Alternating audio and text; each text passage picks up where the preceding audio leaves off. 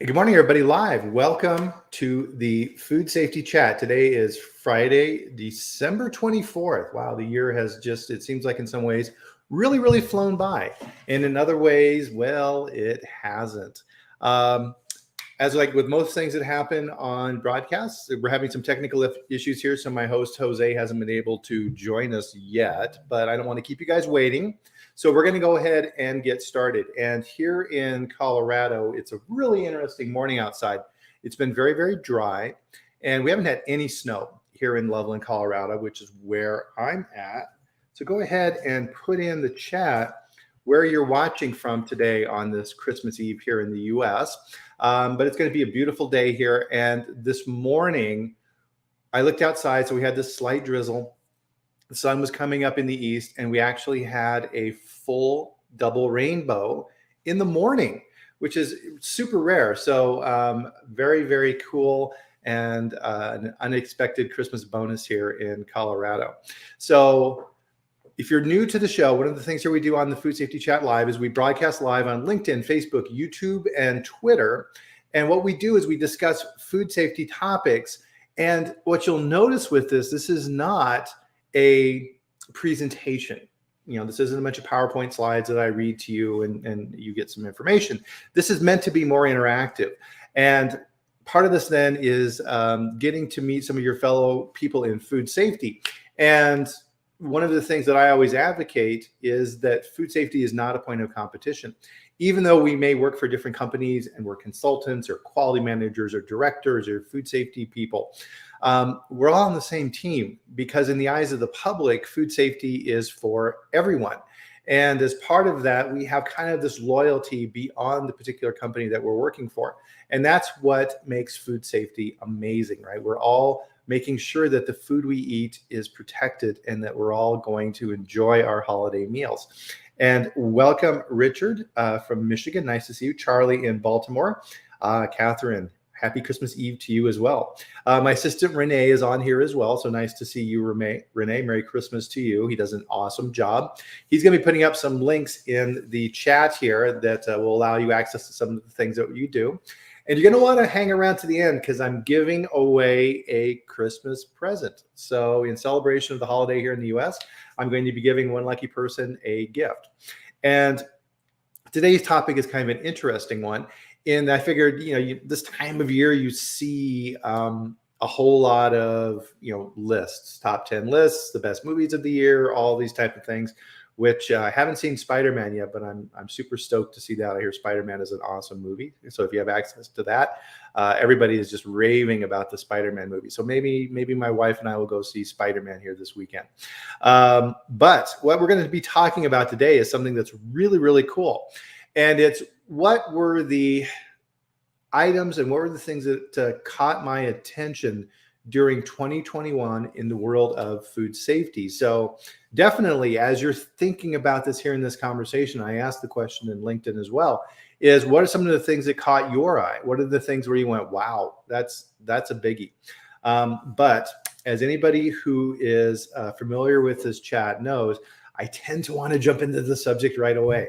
And hopefully Jose will be able to figure out his technical issues and he'll join us, and I'll pop him up here definitely as soon as I can.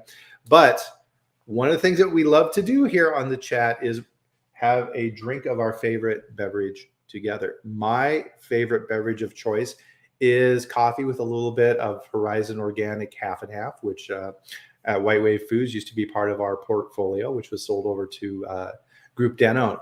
So please join me for a drink this morning. Oh, that's good. That sounded a little weird, didn't it? Join me for a drink this morning. A drink of coffee this morning, but in other parts of the world. We always have people from all over the world watching this chat. So whatever time it is, I hope you're enjoying whatever beverage you have too. Have another sip there. So let's dive in and let's talk about these things. So of course, one of the biggies for this year, and it was kind of interesting how quickly this happened, was of course the addition of sesame to the list of major allergens, right? The big 8 that we have here in the US, to that list of allergens. So FDA decided to add that, excuse me, and they're doing it pretty quickly, right? So compliance with this and getting your labels up to standard is going to happen pretty quickly within a couple of years. And as part of that, oh, good morning, Corey. Good to see you. Everybody's gonna have to be revising their labels, right? So you're gonna have to put the same declarations on the labels and this type of information for sesame.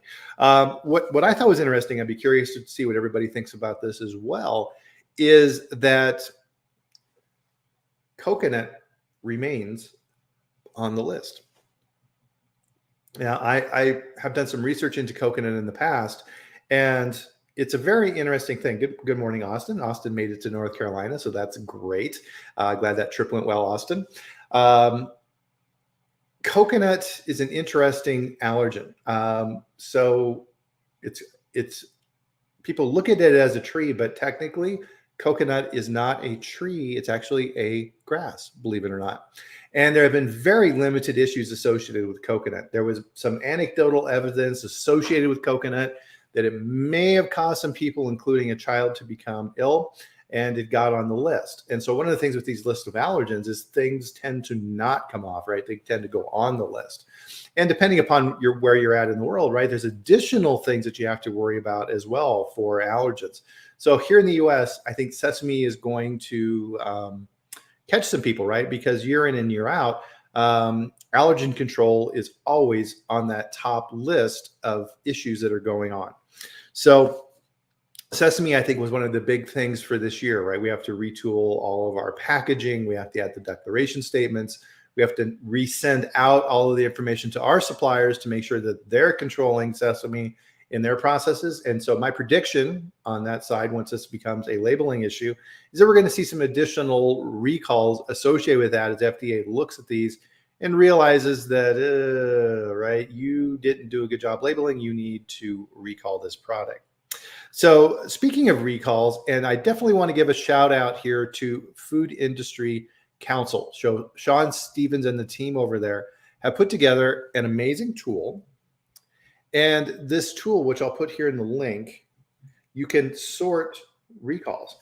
And if you've done any sorting with FDA's website on recalls, it's not easy. You have to download an Excel file. You have to filter it. You have to go through and analyze those directly, and they're not categorized. And so Sean's tool does an amazing job of helping you get a good snapshot of that information. So the recall information I'm going to look at and do a comparison with here this morning is from that. So thank you again, Food Industry Council. You guys do an amazing job over there. Also, I would be remiss, and let's see if I can do this correctly. There we go. Our sponsor for the live stream is EAS Consulting Group. Now, EAS is an amazing consulting company. If you haven't used them, I highly recommend them. They have over 100 experts in the food area. So labeling and food safety plans and quality systems and SQF, GFSI, you name it. And these people are just amazing for helping out, right? And I'm one of the consultants who works with EAS. I'm very happy. They do an amazing job. And the average age and the average amount of experience that consultants have over at EAS is over 20 years, right? So these people know what they're doing. And if I could go back in time, one of the things I'm sure if you've heard this live stream before, you've heard me say this, is that if I could go back and talk to my younger self when I was starting out in my first director role and managing food safety and quality for companies, I thought I had to do it all on my own. And I could have saved myself a lot of grief, probably a lot of this gray hair I have now, and really accelerated my progress, right? Having somebody who can come in and say, here's the best way to do this, and here's the quickest way, and I can get this in place for you very quickly is amazing. So definitely check out EAS. So it's easconsultinggroup.com. And you can go to their training page. And what's really cool with this sponsorship is they've given me a code to give you 15% off any training course. So of course, 2022 is coming up. Perfect time to begin that training in the new year in Q1. So if you find a training course that is interesting to you, when you're checking out, if you put Bryan, so Bryan, and I don't think it's case sensitive, into the promo code at checkout, you get that 15% off. So thanks to the team over at EAS Consulting Group for doing that. So greatly appreciated. Jill, always nice to see you. Thank you for joining us on this Christmas Eve. One of the things when I was promoting this that is absolutely true, right, is food safety doesn't sleep, right? This is a 24/7 issue. And most of the problem happened with companies during this time of year. Everybody's rushing to get orders out the door. Inventory is up. People are meeting huge last minute orders. And this is when things happen. And I remember one time we had an issue at a company I was at, and my boss, CEO, said, "Oh, geez, Bryan, why is this happening now?" And I told him that. I said, well, this is happening exactly because it's now, right? This is when the pressure is on. This is when we need to be extra careful with our sanitation and our label checks and our micro testing, environmental monitoring, all these type of things to make sure we maintain our high standards and we don't have an issue. Conversely, we see in the reports from FDA, and we'll get into this here in a bit, this, if it's a high season for a company, this is where things tend to happen. And welcome, Rhonda, this morning. And so thank you, Renee, for putting that link in there for EAS Consulting Group. Also here a little later on, Renee's going to put a link in here as well to a group we've put together on Locals. Now, if you're not familiar with Locals, it's a brand new platform. It's super cool. It allows us to easily share information around food safety. So if you join and it's free, you can then get information from me on recalls and notifications. And if you're a member, you can also get additional information from me, videos, tips and tricks, downloads of information that I've collected over the years, different programs around training or what have you. It's an amazing way to, again, help accelerate your progress in this area. So when he puts that up there, I'll note that as well too. So this morning, if you hadn't noticed, and this is on Food Safety Network, and I'll be posting this on Locals, is another big recall on prepackaged salads. So Dole and Fresh Express are both involved in this recall, and through a random check at a couple of different states, so I'm looking at the issue here right now, they found Listeria monocytogenes. So the states of Georgia and the state of Michigan pulled random samples from grocery stores, tested the product, and found LM in the product. And what really caught my eye with this, right? So this is going to be a huge recall. And definitely if you're getting ready for your celebration with your family, or you have this in your fridge or things like that, throw it out. Do not use this. And the part that caught my eyes, guys, is that they went back and they now believe that this particular genetic ID that they have with this LM strain is linked to over 16 illnesses. So they went back into the CDC database, right? They've been collecting all this genetic information from environmental monitoring and illnesses and all these type of things. And these cases are between 2014 and 2018, right? So the states found this information. They found LM. They shared this information with FDA. FDA went into the database and linked these old illnesses back to these cases with these prepackaged lettuce products. And you got to be careful with this, right? So it's definitely something that's been challenging these bagged products for quite a while. So on Christmas Eve, I just wanted to give everybody a heads up on that make sure and check your products. These are also under private labels. So just because it doesn't say Fresh Express or Dole, you still may be involved in this recall. And actually, let me put here directly in the link to this recall, because I would really hate to have some of my viewers here get sick. So that nice big long link there from Food Safety News. And again, this was the information channel that Bill Marler started with Marler Clark. So hats off to Bill for doing that, which is amazing. So definitely check that out. So the link is in there now. And so Austin said that he's checking his bag lettuce after seeing my email on Locals yesterday, right? So Austin is ahead of the curve. So recalls, what has been going on with recalls? So based on the information from Food Industry Council and Sean's database, I pulled this together. So in 2021, and so what I'm looking at here is FDA recalls 1, 2, and 3, classes 1, 2, and 3. And so if you're not familiar with this, class 1 is serious, right? The strong potential for human illness or death. So as we were just talking about with the Listeria monocytogenes in the bagged lettuce products, that's a class 1. Class 2 is, it may be a threat, but it's not at the same level. And 3 is more of and the easiest way I used to describe this is informational. So let's say there's some wrong information on the packaging. There's no real threats with that. And FDA doesn't issue a whole lot of class 3 recalls. Most of those are in 1 and 2. And what's interesting is in 2021, there were more class 2s than class 1s. So that's very interesting. Oh, little side note here for everybody, if you're not aware of this, is that FDA, when you go into the reportable food registry and you register your potential issue, FDA and their recall coordinator for that region that is assigned to your product, they are the ones who make the determination for the class. So you need to make sure that you have your data in place so that you can discuss that with FDA and make sure that you get the appropriate classification of your recall. So that's definitely something that your team and your food safety lawyers need to understand as well. So in 2021, we had a total of 411 recalls. And year in and year out, we see the same pattern with the same type of recalls. So leading the pack at 56% of those complaints was for allergens, 230 recalls due to allergens. And it's my contention as you analyze these that the vast majority of these allergen issues are labeling issues. So product changeover in plants where you're going from one product to another and you don't change your labeling in your machine to the correct product that may contain or things of this nature, or artwork that wasn't designed properly in the first place.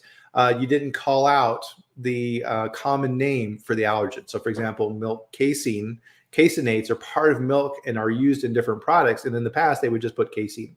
And if you didn't know and you didn't work in dairy and it said casein, you didn't realize it was milk. So when they put together the allergen labeling requirements, said, no, you have to either in the ingredient statement declare that allergen is milk or put a statement at the end that says contains milk.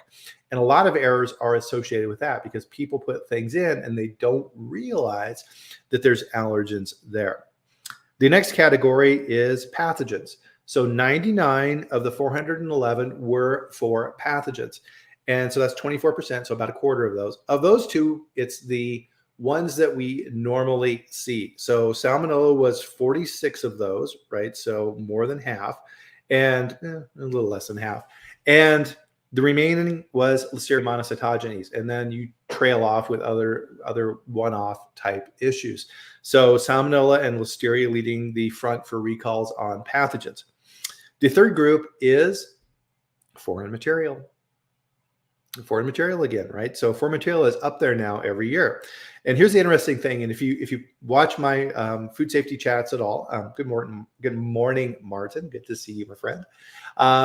If you watch these chats at all, you already know that foreign material is one of the leading causes, and more than half of foreign material complaints are non-metal, and it holds up for 2021 as well. So of the foreign material complaints, there was 58 that were classified as recalls. 14% of those were for metal. Oh, I'm sorry. Of the 58, that's 14% overall. 48% were for metal, and 52% were for other, right? So plastic and glass and rubber and things like this, right? So with that data, you really need to look at your food safety plans and make sure that you have inspection programs in place, that you're accounting for these little pieces. Maybe you have X-ray.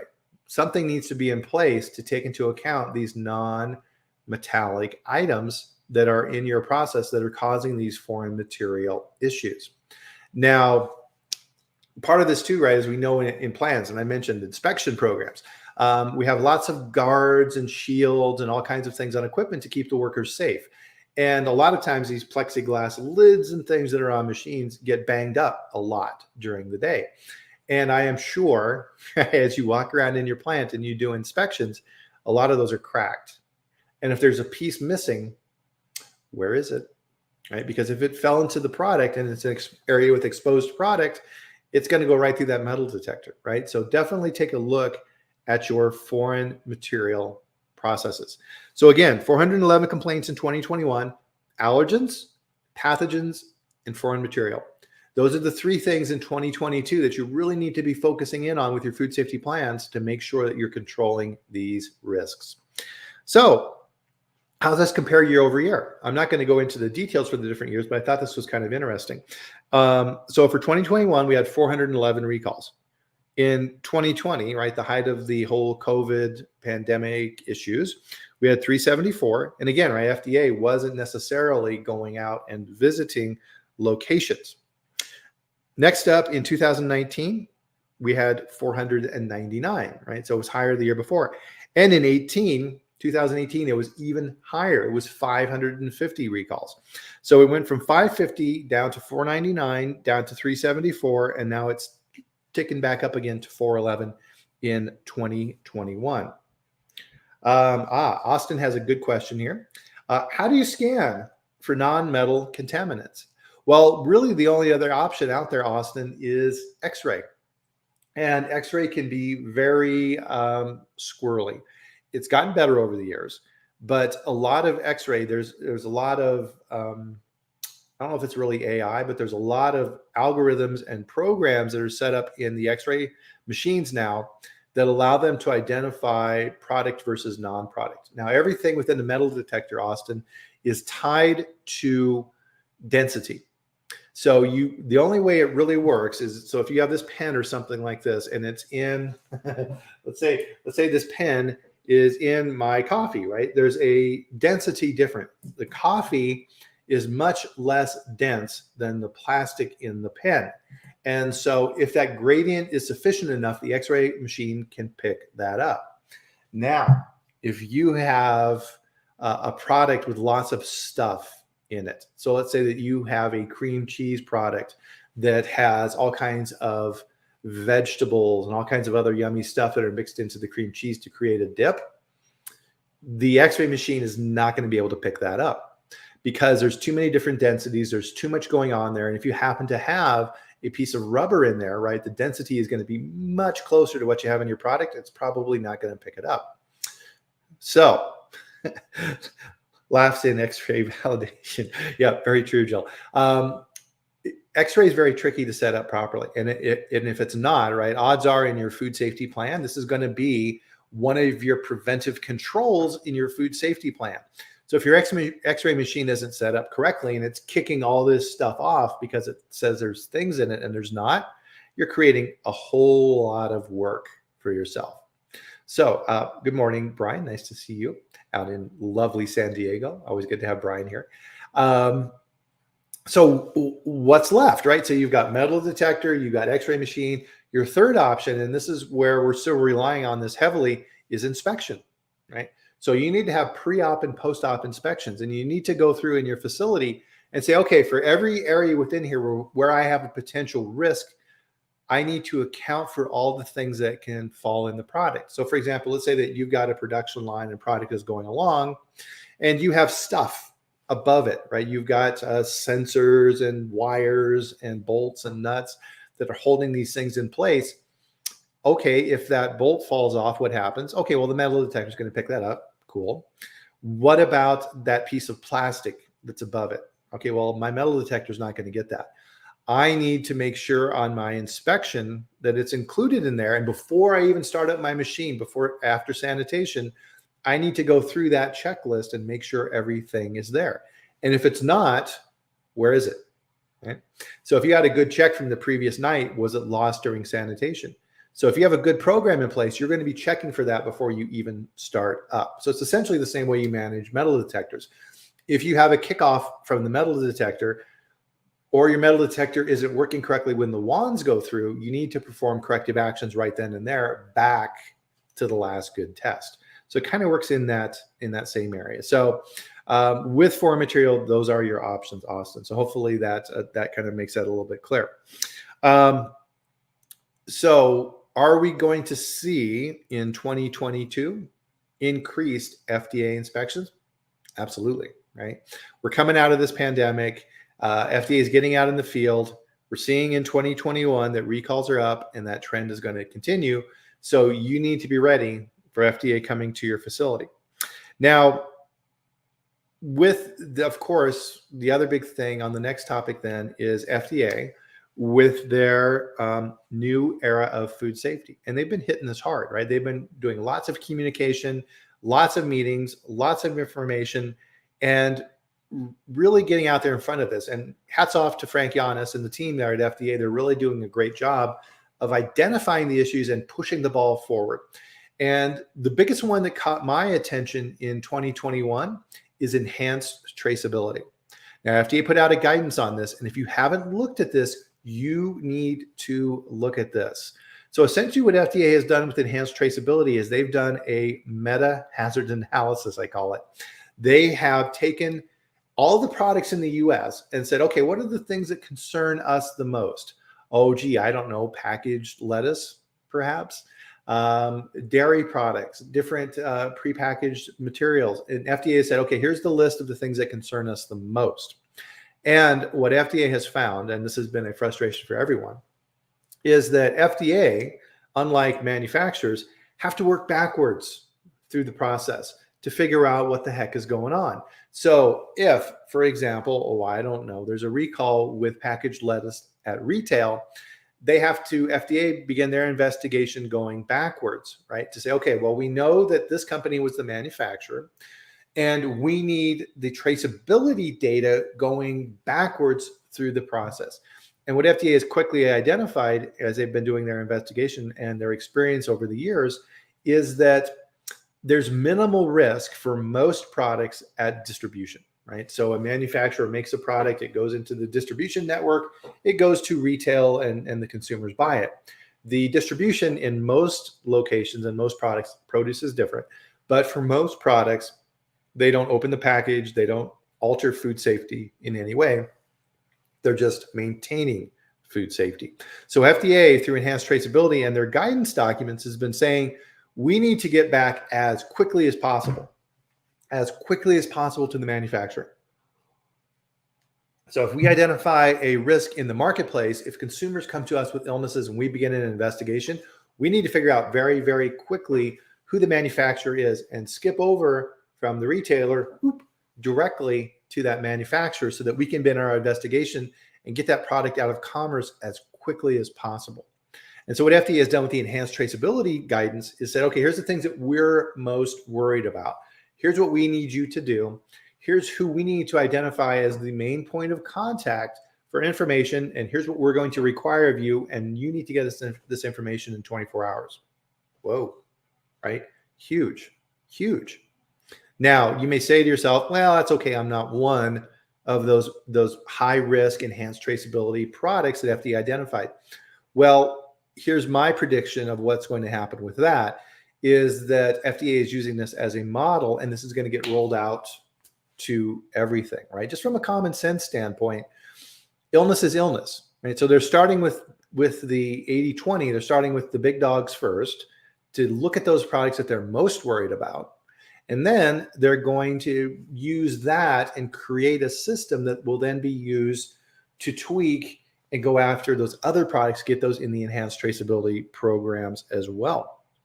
So within that, and this is part of the new era of food safety as well, and we're hearing a whole lot on this, right? And Austin and I have been working on this too, is food safety culture, right?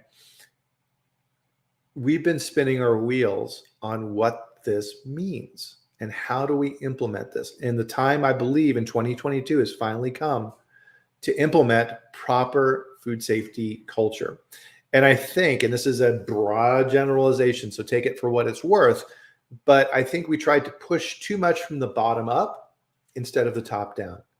Food safety culture starts at the senior leadership team. It starts with the CEO.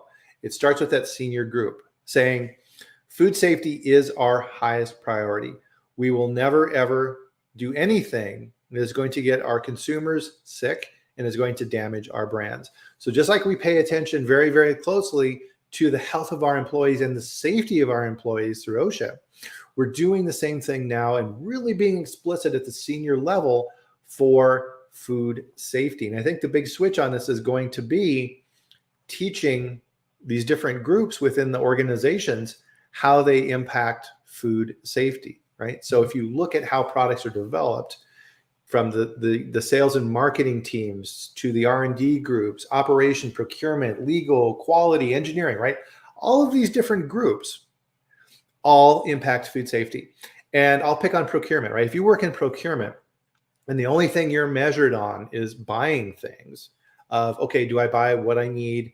Do I get it to the locations when I need it? Am I buying it at a competitive price? Am I getting support from the manufacturer? And I work in procurement and I sit down at the end of the year for my evaluation. And if I'm lucky enough, a bonus, and food safety is not in there, that's a huge oversight. Senior leadership needs to say, no, procurement, you impact food safety directly. If you buy from bad suppliers, we're putting the company at risk. You're going to be evaluated on food safety as well, and working with quality assurance and the other groups to make sure that the products that we're buying are safe and wholesome and not misbranded or adulterated, and you're not going to be causing any issues. And so some of these large recalls that we've had, right, occur on the supplier side, right? Remember the flour, right? That went on forever because the flour was being bought by all these different companies and incorporated into all these different products, multiplying the risk, right? Peanut Corporation of America and peanut butter. They were selling mainly to industrial accounts, which were then going to all kinds of products. And that risk was not identified, and it really, really hurt us, right? So food safety culture 2022 is going to be huge. And it's definitely something in my business that I'm going to be focusing on and helping companies to figure this out and not having it just be a check the box type thing. Right? And really the quality group, if you work in food safety and quality, you're going to be one of the main advocates, and you need to help teach the organization what all this means. So if you need help on that side, happy to help. Reach out to me. My email's on here. Happy to do it, right? And if I'm not the right person, there's somebody out there who can help you. Don't try and do it on your own, right? So food safety culture, going to be gigantic in 2022. It was huge in 2021. It's only going to get bigger in 2022. So what were some of the major issues that caught my eye for recall? So of course, we were just talking about the packaged lettuce, right? And we've seen issues with these products over the years, right? It's a continual challenge for those guys. And my heart goes out to them because it's a difficult thing to try and manage. So some of the major issues, I didn't want to talk about too many, right? We talked earlier about the prepackaged lettuce and things like that. But of course, one of the biggies was the onion recall. Right? Again, something that goes into all kinds of stuff. And over 900 people became sick from this onion recall for salmonella. And that's gigantic, right? And so there's actions that are now taking place on the legal side of that as well. So the onion recall with 900 people getting sick definitely caught my attention. And if you've ever had salmonella poisoning, it's not something you want, right? It's very nasty. Austin asked a question here. Any hypothesis on why packaged lettuce keeps having issues? Well, produce is not my specialty, right? So my main specialty is kind of the dairy, CPG, beverage type space. So I'll dip my toe into the produce area. And if anybody else on the call here has any additional information, please let us know in the chat, right? Food safety is a collaborative effort. But kind of the closest thing, Austin, that I can compare this to is hamburger, right? Why is hamburger riskier than steak? It's because you've increased the surface area. So when you have hamburger, right, you're taking all the different meats and you're grinding them up and you're creating the hamburger. Now that surface to volume ratio has been altered drastically. And if you had any pathogens on the outside of that meat before you ground it, they're all getting mixed in, right? And they have access to a whole lot more nutrients than they did before. So you've increased the risk a lot. So if you are producing packaged lettuce products and things of this nature, right, what are you doing, right? You're chopping them up and you're exposing a lot more of that produce to bacteria that may be present in that.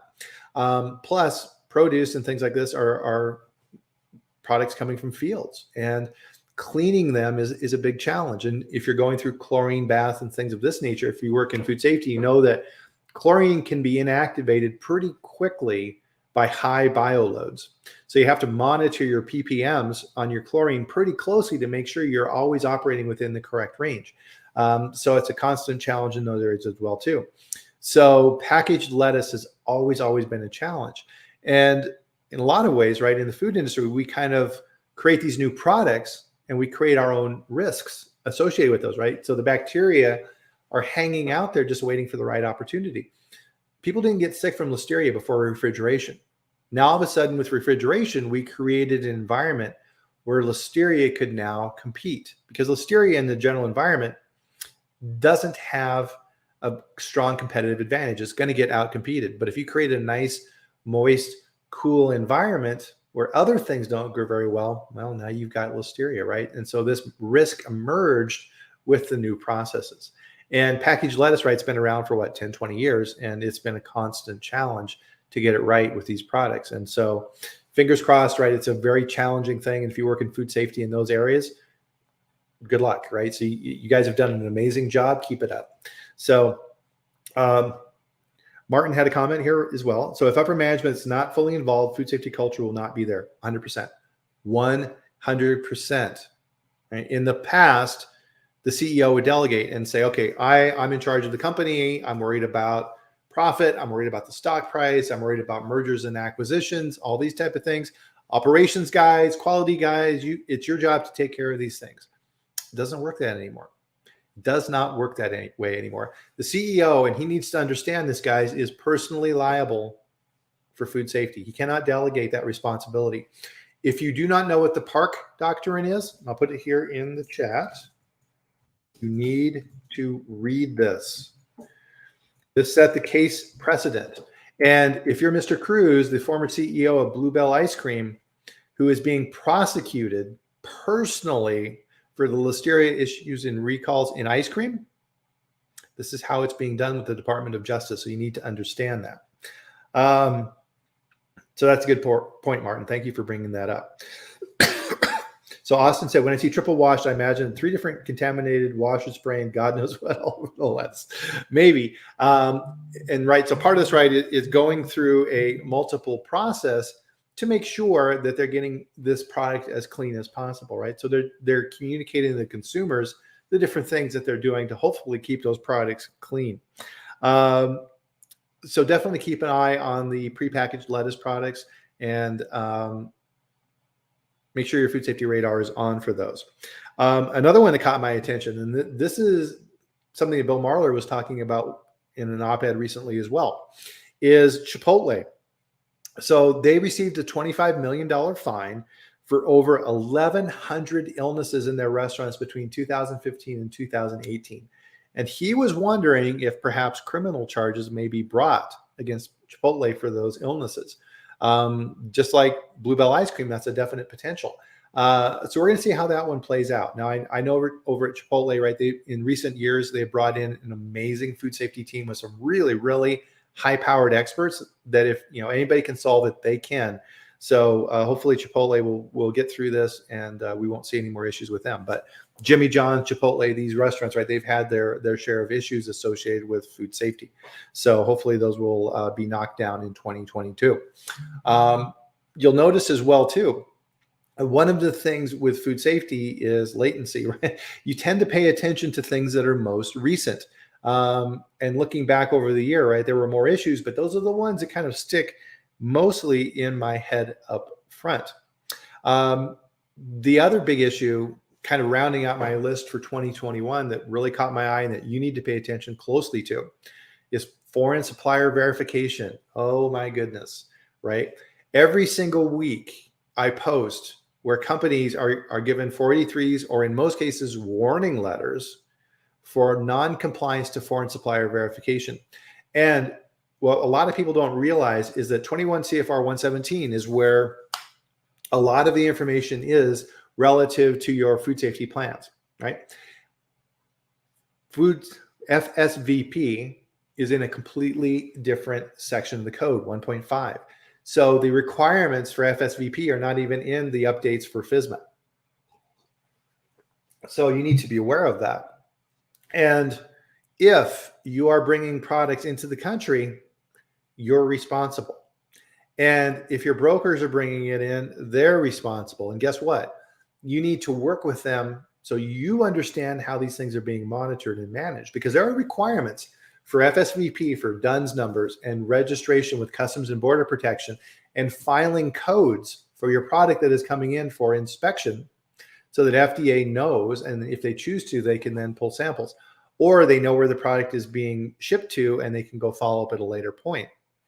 FSVP, every single week, people are getting dinged by this. So you need to work, and this again is why food safety culture is something that impacts everyone.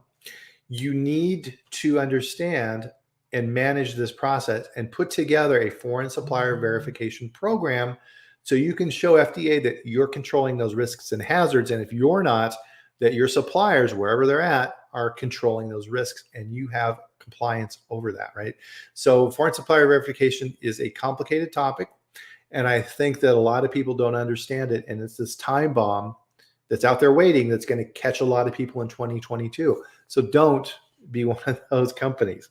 One of the things I learned about foreign supplier verification recently this week as well, too, from talking with another person, is that, I believe this was Jose, is that FDA is doing a lot of these FSVP investigations remotely. So they're contacting you and saying, hi, this is lead investigator Smith over at the FDA office here in Denver. And we pulled up your records and we see that you're importing materials. We need to see your documentation for foreign supplier verification compliance, including your supplier evaluation programs, your food safety plan, your systems associated with that. And we need you to upload it into the system so we can evaluate it. So of course, if you say, well, what are you talking about? I don't have a foreign supplier verification program, right? You know how that conversation is going to go. You're going to get a warning letter. So you do not want that to happen. Now let's extrapolate that point out here a little farther. FDA is gathering documents remotely for evaluation. Do you see FDA in the future doing that for other things? Oh, I don't know. Maybe your food safety plan? 100%. 100%, right? Have they done it yet? No. But this is, I'm putting my prediction hat on here for 2022, and I see this coming down the road, right? So you need to button up your documentation, especially around foreign supplier verification, and work on that. Q1, perfect time to work on this stuff, right? And again, don't try and do this all on your own. So those are kind of the main things that I saw in 2021, right? So recalls on the uptick, addition of a new allergen to the list, FDA's new era of food safety with enhanced traceability and what's going on with food safety culture, which also then bleeds over into other standards, right? So GFSI and other third-party standards that are really looking closely at food safety culture. You're going to see more and more of that. Major issues with recalls, right? Keep an eye on those. You need to keep a close eye. This is where things like locals comes in really handy, because you get these email updates right to your inbox to let you know what's going on, so you can keep on track of those. So if you're using onions in your process and you don't have a kill step, don't be surprised, right? You need to know about that right away and have things in place to protect your company and your consumers. And the other last one then was foreign supplier verification, right? And how FDA is really, really starting to look at that, right? Sharon Mail with FDA, one of the lead persons who was involved with the implementation of foreign supplier verification, goes out and does a lot of talks and webinars and things of this nature. And she has been warning us for a long time that foreign supplier verification is going to be moving up the priority list for FDA. And it definitely has. So please pay attention to your foreign supplier verification programs. Bryan made a point here, and Bryan used to work with FDA. Regulations would need to be modified to request records remotely. Yeah. So the follow-up on that is, how are they doing it now with foreign supplier verification? That's something that I'm going to have to dig a little bit more in. And one of the things with food safety that I think everyone needs to understand as well is that it's something that you're never going to know everything, right? So it's really important, if you work in food safety and quality assurance and these different functions, that you're constantly learning and you're not afraid to say, that's interesting. I don't know. I need to look into that, right? And that's perfectly fine, right? We don't have to know everything. There are experts out there that I know that are amazing, right? And they will always know more than me in particular topics. And being able to pick up the phone and talk with those people and ask those questions is worth its weight in gold. So you need to develop that network, right? Food safety is not an individual effort. And definitely you see it now with food safety culture, right? It needs to be something that is brought out for everyone. So it's a collaborative effort for sure. Now, one of the things that I said early on is stick around to the end, right? I would have a Christmas Eve bonus, right? So that has now arrived. And so what I'm going to do as a Christmas present is I am going to give away a copy of my book. So this is the New Manager Mindset. I wrote this a few years ago, and this is divided up into chapters around what are some of the key lessons I learned as I was going through my career, and how to be a successful manager, and how to build quality systems, and how to hire good people. And what is, and this is an interesting one, what is the philosophical framework that you need to approach your job in if you're going to be successful?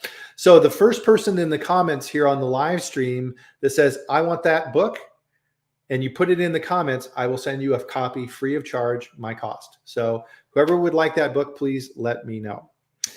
Now, next week is going to be an interesting one too to close out the year. So I wanted to try something a little different here on the food safety chat, and that is an Ask Me Anything section. So I'm going to be doing mano a mano, just like this, right? So we'll do a one-on-one, and you can ask me any questions that you would like to know relative to food safeties, right? So maybe you have some follow-up questions. And Mr. Richard Banson has one. So he was first. I'm sorry, Jill, he just beat you in. I'll send you a private message and get your mailing details, and I'll get that out to you on Monday. So thanks again for supporting the channel here.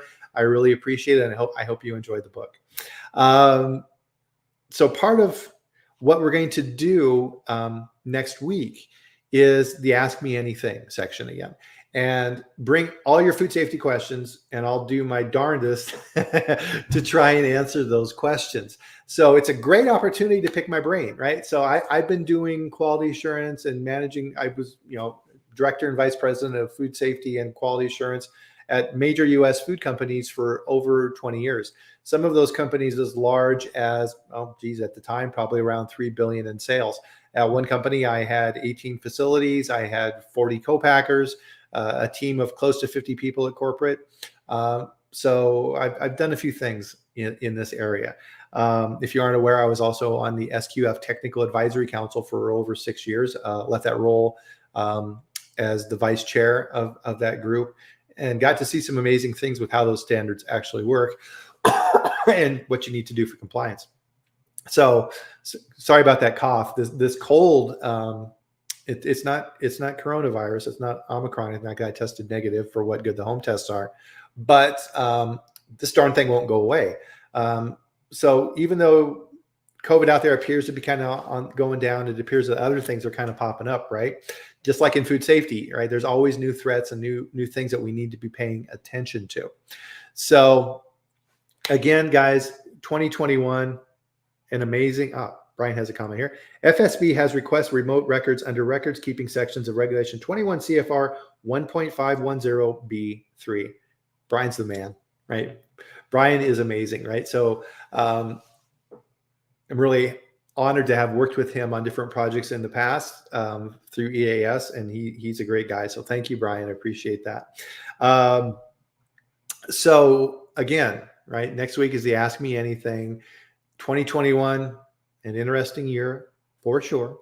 2022, of course, is going to have new and surprising challenges for us, right? What we do, and I think that's why we do what we do, right, is it's a constantly changing environment. There's always new things for us to learn. There's always new things for us to explore. And I know from myself that I'm constantly learning new things and making new connections. And it's absolutely, I love it, right? So it's an amazing thing that we do, protecting public health and making sure that things are being done right.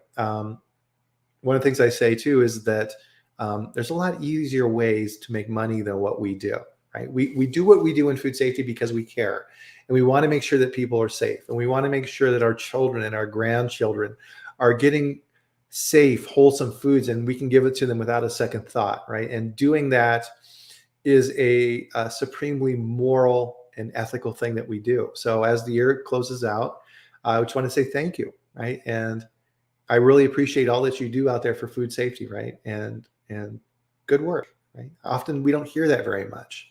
is good job, right? So take pride in what you've done in 2021 and move forward into 2022. And I will see you back here next week on Friday, New Year's Eve, at the same time. And we're going to do the Ask Me Anything section. And so part of this, I'm going to put out some notes on LinkedIn too to get some questions in advance. So we've got some subjects to talk about, but it should be a really cool show. So we'll see how that goes, right? So part of this is experimentation and figuring out new ways of doing things. So same time, right? And don't forget your beverage. So we'll see you back here next week on LinkedIn, Facebook, YouTube, Twitter, as we do this live stream and we all improve food safety for everyone. So 10 a.m. Eastern, 8 a.m. Mountain, bright and early, 7 a.m. Pacific. And we'll see you back here. Everybody, if you celebrate Christmas, have a fantastic Christmas. And we will see you back here next Friday. Thanks, everybody. Have a great one.